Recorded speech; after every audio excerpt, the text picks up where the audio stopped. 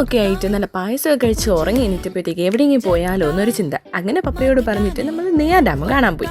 അങ്ങനെ കുറേ വർഷങ്ങൾക്ക് ശേഷം നെയ്യാർ ഡാം കണ്ടപ്പോൾ വളരെയധികം സന്തോഷം തോന്നി. then നമ്മൾ നേരെ പോയത് ക്രോക്കഡൈലിനെ കാണാനാണ്. വലിയ ചിങ്ങണ്ണയാണ് ഈ ലോകത്ത്. വലിയ ചിങ്ങണ്ണ കിടക്കണത് സ്ഥലം അറിഞ്ഞൂടാ.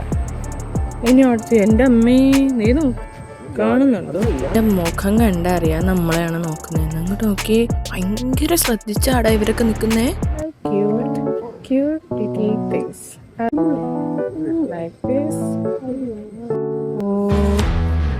എന്ത് സ്ട്രക്ചർ ബോഡിയല്ലേ guys. Lovable couples are there. See guys, next item will be this. He's sleeping. Yeah. അവിടെ കണ്ടതിന്റെ ഇതെല്ലാം ഇവിടുന്ന് പിടിച്ചെടുക്കണയാ. Sumesh Sumesh ഇതിനെന്തോ food കൊടുക്കായിരുന്നു.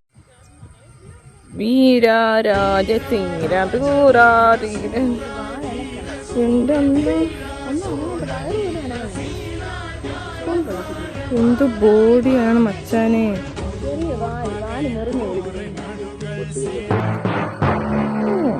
For next item, oh my god, 2 items.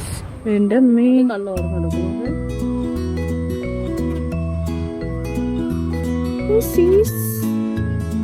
അവൻ എന്നെയാണോ നോക്കുന്നത്? ആണോ അവിടെ? രമേശ് സുരേഷ്. ഇത് രമേശ്, ഇത് സുരേഷ്. ആഹാ ഉള്ളൂ.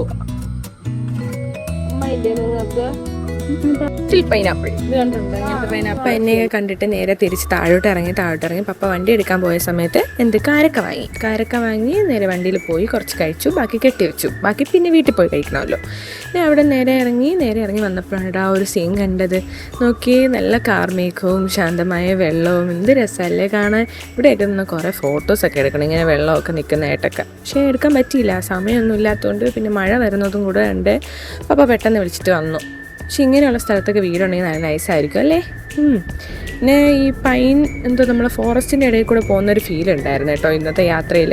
എന്നിട്ട് നേരെ നമ്മൾ ഡാം 3 ഡോർസ് ഓപ്പൺ ആയിരുന്നു. ഞാൻ അവിടെ നിന്ന് അത് കണ്ടു. കുറച്ച് വെള്ളം ഉണ്ടായിരുന്നുള്ളൂ. പ്രദേശത്ത് ആൾക്കാരൊന്നും ഉണ്ടായിരുന്നില്ല, കുറച്ച് പേരെ ഉണ്ടായിരുന്നുള്ളൂ. കുറച്ച് ഫോട്ടോസൊക്കെ ഫാമിലിയായിട്ട് എടുത്തിട്ട് പാനിപ്പൂരിയും കഴിച്ചിട്ട് അവിടെ നേരെ ഇറങ്ങി. അവിടെ എന്തോ ഫെസ്റ്റ് നടക്കുന്നുണ്ട്, ഓണം പ്രമാണിച്ചാവും. പിന്നെ അവിടെ നിന്ന് നേരെ നമ്മൾ വിഴിഞ്ഞത്തോട്ടാണ് പോയി ചെന്ന് കുറച്ച് മീനൊക്കെ മേടിച്ചു. നിറയെ ഇഷ്ടം പോലെ ബോട്ടും മീനുകളും ഇഷ്ടം പോലെ ഉണ്ടായിരുന്നു. നിറയെ മീനുണ്ടായിരുന്നു. ഞങ്ങളും വാങ്ങി കുറച്ച് മീനൊക്കെ വാങ്ങി. നിറയെ പരന്തുകൾ കണ്ടോ? നിറയെ പരന്തുകളൊക്കെയാണ്. മീനൊക്കെ കുറേ അവൈലബിൾ അല്ല, അതുകൊണ്ടാവും. വലിയ ഫിഷിനെ കണ്ടിട്ടുണ്ടോ? ഇതാണ് സംഭവം. ഇത് കരക്കരിഞ്ഞ് കുറേ ഉണ്ടായിരുന്നു. അങ്ങനെ കണ്ടപ്പോൾ നിങ്ങൾക്കും കൂടെ കാണിച്ചിരുന്നെങ്കിൽ വീഡിയോ ക്യാപ്ചർ ചെയ്തതാ. പപ്പ പണ്ട് പറഞ്ഞു തന്നിട്ടുണ്ടായിരുന്നു അതിങ്ങനെ ദേഹത്തൊക്കെ കെട്ടിക്കഴിഞ്ഞ് ഇങ്ങനെ ചൊറിയുമെന്ന്. അത് സത്യമാണോ ഗൈസ്? നിങ്ങൾക്കൊക്കെ അങ്ങനത്തെ അനുഭവം ഉണ്ടെങ്കിൽ പറയണം കേട്ടോ.